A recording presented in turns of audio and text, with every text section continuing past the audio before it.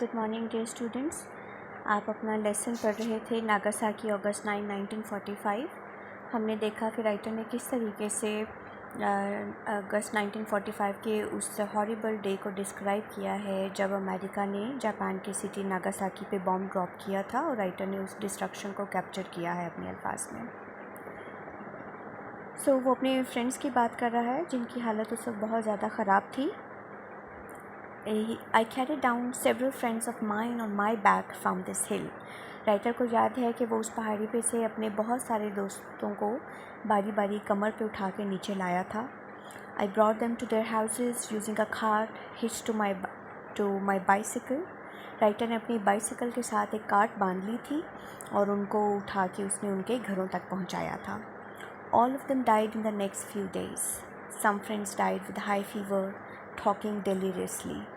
और बहुत सारे जो थे उसके दोस्त वो टॉकिंग डेलिरियसली यानी वो हिज़्यान में मुब्तला हो गए थे। एक तो उस तबाही के असर से और दूसरा ये कि रेडिएशन ने जिस तरह से उनका दिमाग पे असर डाला था।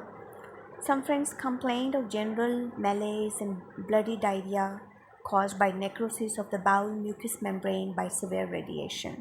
अब जो सिवियर रेडिएशन है, जो तापकारी असरात हैं, जिस तरीके से उन्होंने इंटरनल बॉडी ऑर्गन्स को डैमेज किया था, तो बहुत सारे दोस्त जो थे वो ब्लडी डायरिया यानी वो खूनी पेचश और इसी तरीके की तमाम जो हैं वो इनवॉलंट्री जो बाउल मूवमेंट है उसकी शिकायत कर रहे थे, और उनमें से कोई भी बच नहीं पाया था। One of my job was to contact the families of the survivors. In all the public schools I visited, there were many survivors brought there by the healthy people. अब राइटर के ज़िम्मे जो एक ड्यूटी थी वो ये थी कि वो सर्वाइवर की फैमिली से जो लोग बच गए हैं उनसे कांटेक्ट करें। तो एक ऐसे ही पब्लिक स्कूल में वो गया जहाँ पर बहुत सारे सर्वाइवर्स जो थे लाए गए थे। It is impossible to describe the horrors I saw. I heard many voices in pain, crying out, and there was a terrible stench. वो बताता है कि जब मैं वहाँ पे पहुँचा तो जो वहाँ पे तकालीफ थी, जो मसाइब थे, मैं उनको बयान नहीं कर सकता। हर आवाज़ चिल्ला रही थी, सब लोग रो रहे थे, and there was a terrible stench, और वहाँ पे इंतहाई बदबू फैली हुई थी। I remember it as an inferno, और मुझे वो चीज़ लगी थी जैसे कोई दोज़ख होती। इन्फर्नो बेटा एक लैटिन लैंग्वेज का वर्ड है जिसका मतलब होता है हेल। उसको याद करता है कि जिस तरह से वहाँ पे लोग रो रहे थे और जले हुए जिस्मों की जो बदबू थी, तो मुझे लगा कि मैं किसी जहन्नुम में हूँ। All of these people also died within several weeks, और ये तमाम लोग भी कुछ ही हफ्तों में मर गए। One of my friends who was living in the same lodging house cycled back from medical school by himself that day.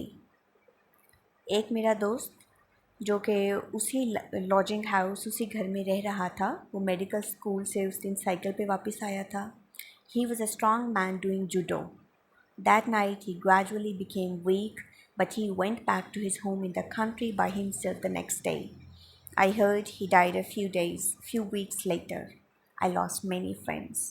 अब वो अपने एक फ्रेंड का बताता है कि जो उस वक्त एक बड़ा मजबूत और बड़ा मस्कुलर था, जो कि बॉम्ब ब्लास्ट के दिन अपने साइकिल पे वापस गया था अपनी लॉजिंग पे, और फिर उससे अगले दिन लॉजिंग से अपने घर भी वो अकेला ही चला गया था। तो गोया लगता था कि वो बच जाएगा, कि अपेरेंटली उसको कोई डैमेज नहीं हुआ था बॉम्ब ब्लास्ट से।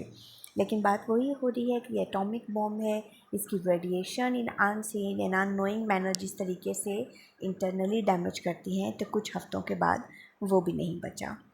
So many people died that disposing of the bodies was difficult. We burned the bodies of my friends in a pile of wood which we gathered in a small open place. I clearly remember the movement of the bowels in the fire. अब इतनी ज़्यादा bodies को dispose करना, यानी उनको जो है उनके आखिरी ठिकाने तक पहुंचाना, एक मुश्किल तरीन अमल होता है।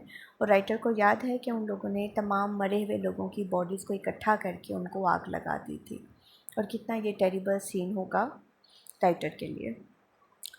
On August 15, 1945, I left Nagasaki by train to return to my home in the country. 15 अगस्त को वो ट्रेन से अपने घर के लिए निकला। There were many survivors in the same car. Even now, I think of the grief of the parents of my friends who died. और उसके साथ उस ट्रेन में बेटा, ट्रेन का जो एक बोगी होती है उसको हम कंपार्टमेंट बोलते हैं, कोच बोलते हैं, कार बोलते हैं। ट्राम बोलते हैं, ये सारे उसके नाम हैं। ट्रेन के ही बोगी को बोलते हैं। सो उसको याद है वो तमाम उसके मरने वाले दोस्तों के वालिदैन और उनका गम। I can not capture the magnitude of the misery and horror I saw. अब इतना कुछ डिस्क्राइब करा कि अब जैसे राइटर हार मानने वाले अंदाज में कहता है कि मैंने जो भी बताया है, लेकिन फिर भी उस दिन मैंने जो तबाही देखी है और जितनी ज़्यादा तबाही देखी है उसको मैं बता नहीं सकता। Never again should these terrible nuclear weapons be used, no matter what happens. अब उसकी ओपिनियन क्या आ रही है? आपको उसके लिखने के अंदाज से लग रहा है कि वो कितना डिस्गस्टिंग है, डिसइल्यूजन्ड है और किस कदर वो तकलीफ़ में है कि वो कहता है कि ये हथियार, इस तरह के हथियार कभी भी इस्तेमाल नहीं होने चाहिए, नो मैटर व्हाट हैपन्स, चाहे कुछ भी हो जाए, न्यूक्लियर वेपन्स इस्तेमाल नहीं होने चाहिए। Only when mankind renounces the use of these nuclear weapons will the souls of my friends rest in peace. और वो कहता है कि उसके वो तमाम दोस्त, वो तमाम लोग जो मर चुके हैं, उनकी रूहें बेचैन हैं। उनको चैन किस वक्त आएगा? सिर्फ उसी वक्त ही उन्हें सुकून आएगा जब पूरी इंसानियत जो है वो ये ऐलान कर दे कि न्यूक्लियर वेपन्स अब कभी भी नस्ल इंसानी के दायम रहने तक इस्तेमाल नहीं होंगे। सिर्फ यही एक सूरत है जब उसके दोस्तों की रूह को, अरवाह को चैन मिलेगा। गोया कि वो इतनी तकलीफ़ से गुज़र रहा है और इसने इतनी ज़्यादा तकलीफ़ और ऐसे तबाही के होलनाक मनाज़र देखे हैं, इस कदर दिल खराश उसने जो है उसकी कैफ़ियत है कि वो ये कहता है कि अब न्यूक्लियर वेपन्स कभी भी इस्तेमाल नहीं होने चाहिए, किसी कीमत पर भी नहीं। गोया पूरी इंसानियत के लिए एक अमन का पैगाम है जो राइटर जो है उसको उजागर करना चाहता है कि जंग खा कैसी भी हो, हालात कितने ही बदतरीन क्यों ना हो, लेकिन केमिकल वेपन्स ऐसे वेपन हैं जो पूरी इंसानियत को एक मरकज़ पे इकट्ठा होना चाहिए कि उनको कभी भी इस्तेमाल नहीं करेंगे, क्योंकि ये इंसानियत के मकाम से गिर कर तबाही लाते हैं। तो बेटे ये था आपका लेसन।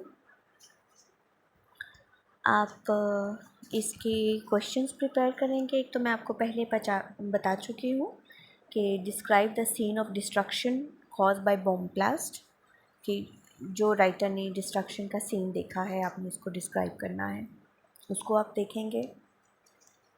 और उसके साथ साथ जो दूसरा क्वेश्चन इस लेसन के बारे में आता है वो ये है कि what are the writer's viewpoints about the destruction.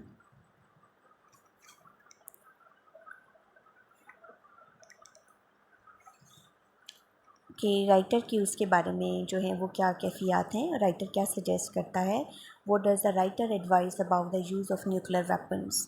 ठीक है, यानी दो ही तरह के क्वेश्चन होते हैं। एक क्वेश्चन डील करता है डिस्ट्रक्शन के बारे में कि सारी सीनरी बताएं, दूसरा क्वेश्चन डील करता है कि राइटर क्या कहता है इस बारे में कि इनको यूज़ करना चाहिए या नहीं, जो इस लेसन का आपने ऐसे के लास्ट पार्ट में पढ़ा है। तो आपने बस ये दो क्वेश्चन ही प्रिपेयर करने हैं अपनी की बुक में से, और होपफुली आपका इस लेसन में से जो भी क्वेश्चन आएगा आप उसको आंसर कर सकते हैं। तो ये जो आपकी की बुक है टू द पॉइंट जो आप लोग यूज़ कर रहे हैं, इसमें मेरा ख्याल है कि आप अगर क्वेश्चन नंबर 2 और क्वेश्चन नंबर 3 प्रिपेयर कर लें तो ये आपके लिए काफ़ी होगा। क्वेश्चन 2 जो कि है डिस्ट्रक्शन की सीन के बारे में, और क्वेश्चन 3 है कि राइटर उस बारे में क्या कहता है, तो ये आपके लिए काफ़ी होगा। ठीक है बेटे, चलें अब हम मिलते हैं next day. Take very good care of yourself. See you tomorrow. Allah हाफ़िज़।